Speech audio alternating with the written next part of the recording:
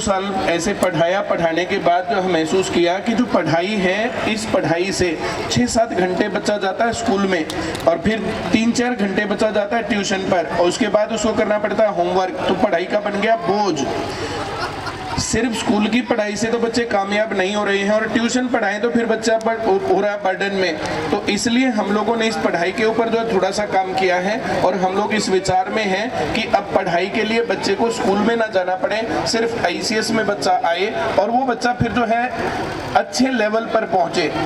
जो पढ़ाई ट्यूशन्स पर होती है, जो पढ़ाई कोचिंग में होती है, जो पढ़ाई 12वीं करने के बाद करनी पड़ती है, बहुत सारे लोग बेरोजगार इसलिए रहते हैं क्योंकि उनको सही मार्गदर्शन नहीं मिलता।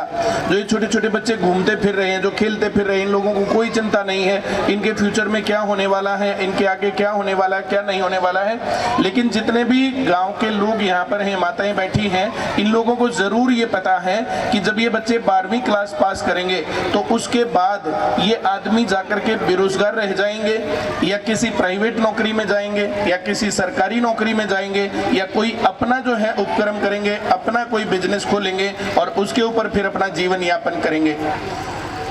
देखिए, जो पढ़ाई है, ये पढ़ाई सिर्फ रटने की चीज नहीं होती। ये पढ़ाई सिर्फ 8वीं 10वीं 12वीं में नंबर लेने की चीज नहीं होती। ये पढ़ाई होती है कि पढ़ाई जब पूरी हो जाएगी तो उसके बाद ये बच्चे क्या कर पाएंगे, क्या नहीं कर पाएंगे। हरियाणा राज्य बेरोजगारी में नंबर 1 है। पूरे देश में बहुत ज्यादा बेरोजगार हरियाणा में रहते हैं। इसका कारण क्या है? मैं ये समझता हूँ जनसंख्या कारण नहीं होता बेरोजगारी का, अज्ञानता कारण होता बेरोजगारी का। टीचर की ये जिम्मेदारी है बच्चों को देखें कि इसके घर का माहौल क्या है, इसके घर की हैसियत क्या है और इस बच्चे की स्ट्रेंथ क्या है और उसके अनुसार फिर बच्चे को रास्ता दिखाए कि बेटा तुम्हें 12वीं करने के बाद आगे पढ़ाई करनी चाहिए या नौकरी की तैयारी करनी चाहिए या कुछ और काम करना चाहिए। ICS कोचिंग सेंटर जैसे अभी जो है इस गुड़िया ने बताया था, हम लोगों ने 2008 में खोला था सोनीपत में, सरकारी नौकरी वरना पैसे वापस, इस लाइन के साथ। हमारे पास बच्चे पढ़ के लाखों की संख्या में नौकरी लगे हैं, तभी इतनी ब्रांचेज और ये सब चीजें चल रही हैं। आप लोग भी जो शिक्षा क्रांति सेमिनार में आए हो तो इसका कारण ये है भाई, आप लोगों को ये लगता है कि हाँ यहाँ पर जो है आने से कुछ ना कुछ रास्ता मिलेगा। पूरे हरियाणा में इस प्रकार से जो ICS का नाम खड़ा हुआ है वो इसलिए नहीं खड़ा हुआ कि जो है हम लोगों को कोई धरोहर ऐसी मिली थी, हम किसी बड़े नेता के बेटे थे या हमारे माँ बाप जो है कोई बड़े पूंजीपति थे। छोटा से किसान मेरे पिताजी थे। जब मैं ग्रेजुएशन में था, जब मैं पढ़ाई कर रहा था तो मेरे पिताजी एक्सपायर हो गए थे। उसके बाद हम लोगों को ये रास्ता मिला और हम लोगों ने मेहनत करके ये सेंटर खड़ा किया। सोनीपत में हुआ, उसके बाद ब्रांचें चली, अभी खरखोदा में भी चल रही है, रोहतक में भी ब्रांच चल रही है। आसपास के बच्चे पढ़ के वहां से नौकरी भी लग रही है। अभी छोटा सा ब्रेक इस कोविड के कारण आया, थोड़ा सा जो है 2-3 साल का ब्रेक लगा। उसके अंदर गांव के बच्चे बहुत ज्यादा तरीके से बिगड़े भी हैं। जो 12वीं क्लास करने वाले बच्चे हैं, जो 11वीं क्लास करने वाले बच्चे हैं, कितने ज्यादा नशे की तरफ जो है मुड़े हैं, हम लोग इस बात को जरूर देखते हैं।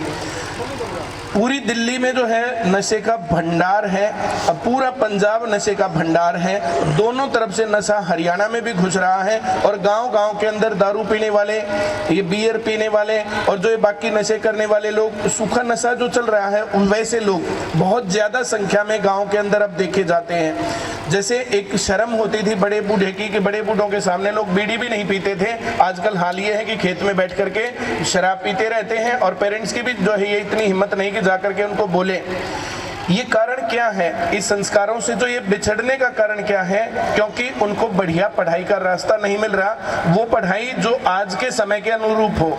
हम लोग जो पढ़ाई करवाते थे, पुराने जमाने की जो पढ़ाई थी, पुराने जमाने में पढ़ाई सही काम करती थी और सरकारी स्कूलों में पढ़ के लोग IAS लगते थे, सरकारी स्कूलों में पढ़ के लोग जो है नौकरियों पे जाते थे, सरकारी नौकरियों जो सरकारी स्कूलों में पढ़ के जो है कामयाब होते थे। लेकिन एक दौर आया जब सरकारी स्कूलों में इस प्रकार से सरकार ने ध्यान देना बंद कर दिया और फिर से थोड़ा थोड़ा जो है चूक होने लग गई। ऐसी बात नहीं कि भारत में पढ़ाई नहीं है, ऐसा भी नहीं कि अच्छे स्कूल नहीं हैं, ऐसा भी नहीं है कि अच्छे टीचर्स नहीं हैं, लेकिन वे अच्छे टीचर कितने लोगों तक उपलब्ध हैं और कितने लोग वहां तक पहुंच पाते हैं, और क्या आपके बच्चों को उस प्रकार की पढ़ाई मिल रही है कि वहां से बच्चा आपका कामयाब हो ही हो। ये पढ़ाई जो है ना, ये पढ़ाई सिर्फ पढ़ाई के दौर की बात नहीं सोचनी कि बच्चा छठी क्लास में तो सिर्फ छठी सोचनी है, बच्चा 7वीं क्लास में तो सिर्फ 7वीं सोचना है, 8वीं क्लास में तो सिर्फ 8वीं सोचना है, ऐसा नहीं है। बच्चा जब पढ़ाई पूरी करेगा तो उसके बाद क्या करेगा, बच्चा जीवन में जो है ना, जो अपनी पढ़ाई से सर्वांगीण विकास करता है, अपने जो है दोस्तों का जो है समूह बनाता है, एक सर्कल डेवलप करता है, अपनी सामाजिकता का विकास करता है, और ये सब चीजें पूरी करने के बाद बच्चा उस लेवल तक पहुंचता है कि वो जीवन में अच्छा सफल नागरिक बने। सबसे पहली चीज होती है, जरूरत है रोजगार की, कि क्या वो अपने लिए अच्छे पैसे कमा सकता है, क्या वो अपने परिवार को अच्छे तरीके से पाल सकता है। अगर वैसी पढ़ाई उसको मिल रही है तो फिर तो सही, और अगर वैसी पढ़ाई नहीं मिल रही है तो फिर हर एक माँ बाप को चिंतित होना चाहिए। अगर गलत डायरेक्शन में पढ़ाई चल रही है तो बच्चा पढ़ाई छोड़ेगा ही छोड़ेगा। अगर 100 बच्चे पढ़ाई चालू करते हैं तो 10वीं क्लास तक पहुंचते पहुंचते 60 बच्चे होते हैं, 40 बच्चे बीच में पढ़ाई छोड़ जाते हैं, 11वीं 12वीं में बच्चे और ज्यादा छोड़ते हैं, और MA तक का पहुंचने का आंकड़ा तो 1% भी नहीं है। आदमी 100 अगर पढ़ना चालू करते हैं तो MA के लेवल तक एक बच्चा पहुंचता है। इतने लोगों के पढ़ाई छोड़ने का कारण क्या? क्योंकि लोगों को लगता है पढ़ाई से कुछ फायदा ही नहीं होना है, और लोग MA करने के बाद भी बेरोजगार घूमते रहते हैं, JBT BEd करने के बाद बेरोजगार घूमते रहते हैं। इसका कारण ये नहीं है कि रोजगार के अवसर नहीं है, रोजगार के अवसर तो है, लेकिन उस पढ़ाई की में क्वालिटी नहीं है। अच्छे तरीके की पढ़ाई करवाने से बात बनती है। ये बात मैं कहने के लिए यहाँ पर आया हूँ। हम लोगों ने सरकारी नौकरी की तैयारी करवाई, सरकारी नौकरी लगे, कोई भी स्टूडेंट इस तरीके से आपको नहीं मिलेगा जो हमारे बताए रास्ते पर मेहनत कर गया। देखो, मेहनत तो करनी पड़ेगी, पढ़ना पड़ेगा। अब दौर बदल गया है, अब समाज बदल गया, जमाना बदल गया है। अब किसी नेताओं के चक्कर में नहीं घूमने की जरूरत, अब नेताओं के पास जाने से नौकरी नहीं मिलती है। जैसे मैं यहाँ पर जो सरेआम कह रहा हूँ, किसी भी बच्चे को नौकरी चाहिए ICS में भेज दो, हम पढ़ा करके नौकरी लगवा देंगे। बच्चा नहीं पढ़ रहा है तो पेरेंट्स आकर के पता करें। अब जो पढ़ाई 12वीं के बाद नौकरी की तैयारी हो रही थी तो हम लोगों के पास बहुत बच्चे नौकरी लग के आते हैं। मैं पिछले हफ्ते ही गया था टिटोली गांव में, एक लड़का 33 साल की उम्र में नौकरी लगा। बोला, अगर सर आप अगर हमें जो है सही टाइम पर मिल जाते, स्कूल में ही आपने पढ़ाया होता तो 18 साल के होते ही हम लोग नौकरी लग जाते। हम लोगों को 18 से जो 33 साल तक 15 साल बेरोजगार रहना पड़ा और जिंदगी के मजे लेने के साल वे ही थे, तो हम लोगों को ये बेरोजगारी का दंश ना झेलना पड़ता। तो इस प्रकार के बहुत स्टूडेंट्स ने कहा, तब हमने पढ़ाई शुरू की स्कूली स्तर से। 4थी क्लास से हमारे पास पढ़ाई चलेगी, 5वीं की चलेगी, 6ठी की, 12वीं तक पढ़ाई चलेगी, गढ़ी सिसाना में भी चलेगी। जिस पढ़ाई के दम पर लोग नौकरी लगते हैं, जो पढ़ाई 12वीं के बाद या BA के बाद या MA के बाद करते हैं, वो पढ़ाई स्कूली स्तर से चलेगी और यहाँ पर भी चलेगी। ये मिंकी है जो यहाँ पर जो चलाती है, इसको जो ब्रांच को जो है यहाँ पर जो चलती है तो प्रॉपर तरीके से यहाँ पढ़ाई होती है। लेकिन इस जो है जैसे जो चैलेंजेस जो सुनने में आते हैं, बोला जो है सभी टीचर्स बोला कहीं भी चले जाओ ICS में मत जाना। क्यों भाई, ICS ने क्या कर दिया? और जो ये पढ़ाई होती है, जो नौकरी की गारंटी है वो गारंटी, और जो पढ़ाई सिर्फ हमारा फोटो नहीं लगेगा। मैं जो क्लास पढ़ाऊंगा तो वो क्लास यहाँ चलेगी। मैडम बबीता मैडम की बात हो रही थी, तो वो जो क्लास पढ़ाएगी तो वो क्लास भी यहाँ पर चलेगी। उन लोगों को प्रॉपर तरीके की पढ़ाई यहाँ पर मिलेगी और इस पढ़ाई के दम पर नौकरी तक पहुँचा जा सकता है, अच्छे काम तक पहुँचा जा सकता है। छोटे छोटे बच्चों को ही बिल्कुल बेस से अच्छे से पढ़ाया जाएगा। जो पढ़ाई हम नौकरी की तैयारी करवाते हैं वही पढ़ाई 4ठी 5वीं 6ठी में भी करवानी है। तो ऐसा करने के बाद फिर दिक्कत ही नहीं है। आप सभी लोग अपने बारे में सोचो जरा। आप लोग जब पढ़ रहे थे स्कूल के अंदर तो मैथ से कितने ज्यादा लोग डरते थे।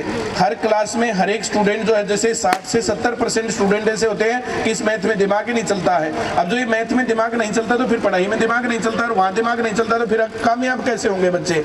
हम लोग जो पढ़ाते हैं, हमारी पूरी टीम जो पढ़ाती है, वो समझाने की गारंटी लेती है और सब्जेक्ट को आसान बनाने की गारंटी लेती है, और प्रॉपर तरीके से जो ये पढ़ाई चलती है, इस पढ़ाई के दम पर फिर चीजें आगे बढ़ती है। इस प्रॉपर पढ़ाई के जरिए से जो है चीजें आगे जो है एक सही मुकाम तक बच्चे को पहुंचाती हैं। मुझे अपनी तरफ से आपको इतनी ही बातें बतानी थी। हम लोग लगातार बातें करते रहते हैं, जैसे फेसबुक के ऊपर, यूट्यूब के ऊपर हमारी जो है वीडियोज आती रहती हैं। आप सभी लोग हमारे से जुड़े रह सकते हैं ICS कोचिंग सेंटर के नाम से, और अलग अलग अगर अपनी पढ़ाई से रिलेटेड कोई भी जानकारी लेनी है, सवाल लेना, कुछ भी लेना है, तो आप लोग यहाँ पर मिंकी से भी जुड़े रह सकते हैं, हमारी ब्रांच से जुड़े रह सकते हैं। आप लोगों की तरफ से कोई सवाल हो या कोई क्वेश्चन हो तो आप लोग मेरे से पूछ सकते हो कि पढ़ाई में क्या डिफरेंस होगा, इस पढ़ाई और स्कूल की पढ़ाई में क्या फर्क रहेगा, ट्यूशन का क्या फर्क होता है, स्कूल का क्या फर्क होता है। कोई भी सवाल किसी के मन में हो तो मेरे से पूछ सकते हो।